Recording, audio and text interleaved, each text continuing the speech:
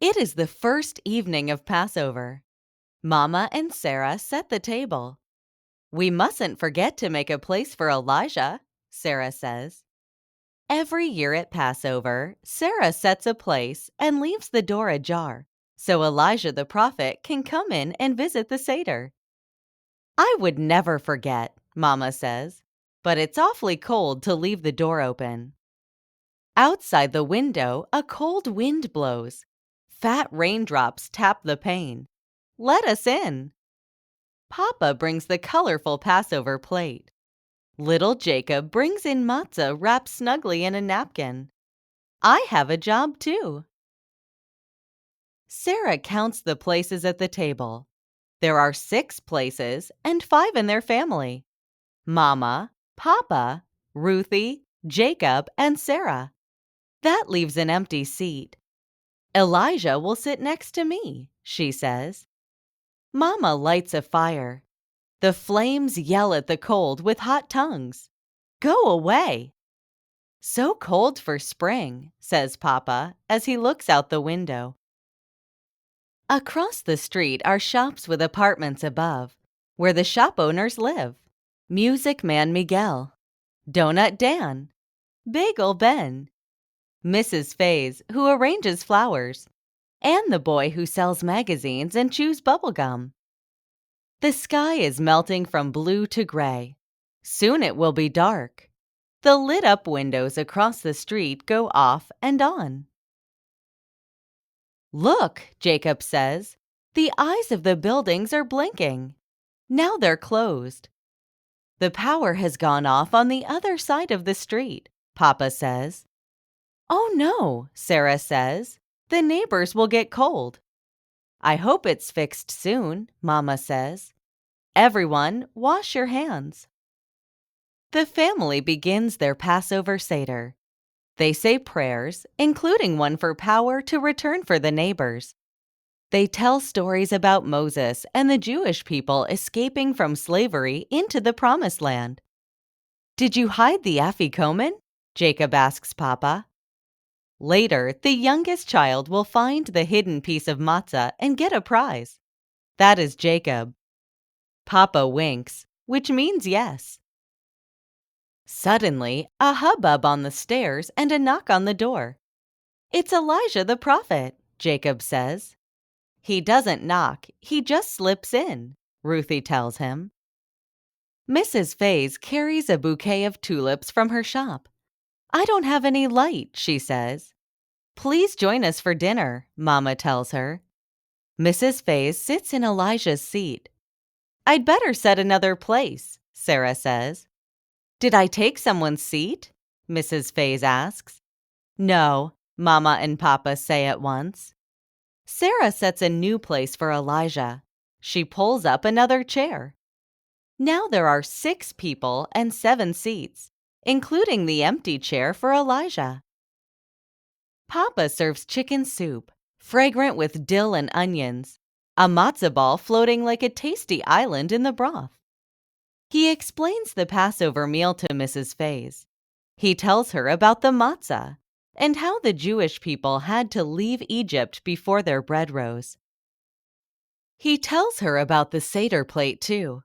There is an egg for life, horseradish for the bitterness of slavery in Egypt, parsley and salt water for tears, and a bone to remind us of the sacrifice they used to make in the temple long ago. "And haroset," says Jacob, pointing to the chopped apples with honey and nuts. "Yes," laughs Papa. "On Passover, everything has a story, even food. The haroset reminds us of the mortar the slaves used for making bricks." A scuttle on the stairs and a knock on the door. Bagel Ben comes in. "I was about to heat a can of soup when the power went out." "No one wants cold soup," Papa says. "We're so glad you came," Mama says. Bagel Ben sits down in Elijah's new seat. Mama tells Sarah with her eyes not to say anything so that Bagel Ben will feel welcome. Quietly, Sarah sets another place so that there are 7 people and 8 seats, including one for Elijah. A minute later, Donut Dan stumbles in, tripping on Yeti the cat in the hall. "Yours is the only light on the street," he says. Sarah adds another place, so there are 8 people and 9 seats squashed in. Ruthie clears the soup bowls. Sarah serves gefilte fish nestled on curves of green lettuce, with a dollop of purple horseradish. She makes sure the door is open, so Elijah can still slip in. Papa tells the story of frogs and gnats and locusts plaguing Egypt. He drops 10 drips of grape juice on his plate to show sympathy with the Egyptian people for every plague. Then a ruckus and no knock. Just a little monkey in a cap and vest, running circles around the table. "Manny!" Music Man Miguel chases after the monkey. "You have to knock." "Come join us," Mama says. "Manny was cold," Miguel explains. The monkey jumps on his shoulder. He picks at the flowers pinned to Mrs. Faze's dress, pulling off petals. Miguel sits in Elijah's chair, so Sarah pushes the chair from Papa's desk to the table. There are 9 people, and this is the only chair left in the house. Sarah helps Mama carry in brisket, asparagus, red cabbage, and potatoes sprinkled with parsley.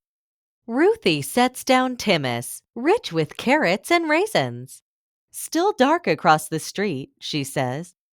"We've got plenty of blankets if the power stays off," says Mama. "A Passover slumber party," cries little Jacob. Then a whoosh on the stairs, a tiny knock, then creak and crack as the door opens. Is it Elijah the prophet? Your door was open. The boy who sells magazines stands shyly inside. His face is covered in sticky pink gum. It was dark, so I couldn't see my bubble and it popped all over my face. "Oh dear," Mama says. She gets a wet cloth to wipe off the gum. "Come join us. There's plenty for everyone," Papa says. The boy sits in the last seat in the house. He sets his bubble gum neatly on the corner of his plate, heaped with food by Ruthie. Sarah's heart sinks. 10 people, 10 chairs, and no place left for Elijah. Will Elijah feel unwelcome and not come at all?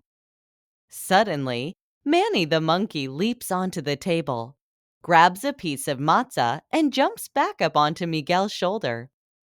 Manny bites down, and crumbs rain down on Miguel's head. Everyone laughs, even Sarah.